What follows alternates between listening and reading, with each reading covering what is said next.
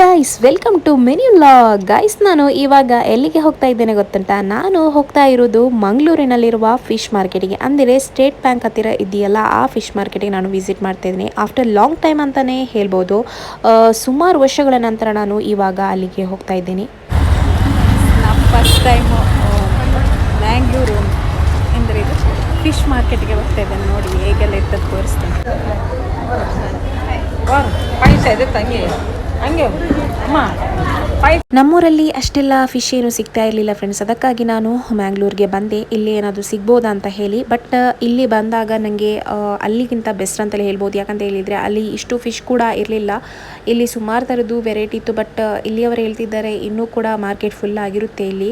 But ಇವಾಗನೇ ಎಷ್ಟು ಕಮ್ಮಿ ಇರೋದು.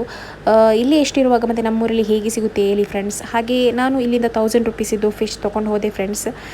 ಎಷ್ಟು ದೊಡ್ಡ ಮೀನು ಮಾರ್ಕೆಟ್, ನಾವು ಫಸ್ಟ್ ಟೈಮ್ ಬರ್ತಿರೋದು. ಗೈಸ್, ಹಾಗೆ ಹೊರಗಡೆ ಬರುವಾಗ ಶುಗರ್ ಕೇನ್ ಜ್ಯೂಸ್ ಕಂಡಿತ್ತು. ಸೊ ಹಾಗಾಗಿ ನಾವು ಅದನ್ನು ಕುಡಿದುಬಿಟ್ಟು ನಾವು ಮನೆಗೆ ಹೊರಡಿದ್ವಿ. ಮನೆಗೆ ಹೊರಡುವಾಗ ಆಲ್ಮೋಸ್ಟ್ 6:30 ಆಗಿತ್ತು. ಮತ್ತು ಈ ಬಸ್ಸಿನವರ ಗಲಾಟೆಯಿಂದ ಇನ್ನೂ half an hour time waste ಆಯಿತು ಫ್ರೆಂಡ್ಸ್.